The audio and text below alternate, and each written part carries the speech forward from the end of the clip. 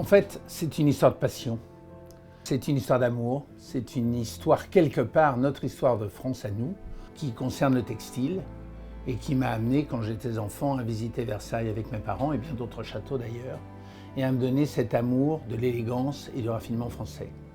Et c'est ce qui, plusieurs années plus tard, plusieurs décennies plus tard, m'a même amené à racheter la maison Braconnier, qui symbolisait, qui représentait cette France merveilleuse de la fin du XVIIIe siècle.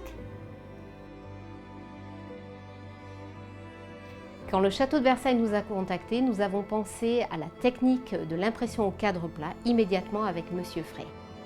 Nous sommes partis d'un document imprimé vers 1778 à la manufacture Oberkampf et ce document est conservé au musée de la toile de Jouy aujourd'hui. Pour ce projet, nous avons collaboré avec la manufacture d'impression sur étoffe Haribo-Villers. Nous avons commencé par relever toutes les nuances qui étaient sur ce document du XVIIIe siècle. Nous en avons relevé plus de 25. Il était essentiel de l'imprimer dans les dimensions ainsi que dans les couleurs d'origine.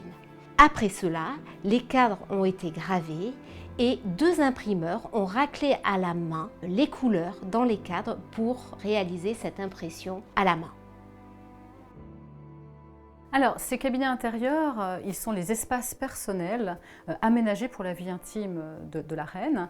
Et si eh bien, le château, depuis toujours, est largement ouvert à tous, l'accès à ces cabinets est strictement réglementé.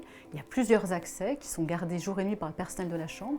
Et c'est les femmes de chambre qui possèdent la liste des rares personnes à pouvoir prétendre y pénétrer, toujours sur invitation de la reine.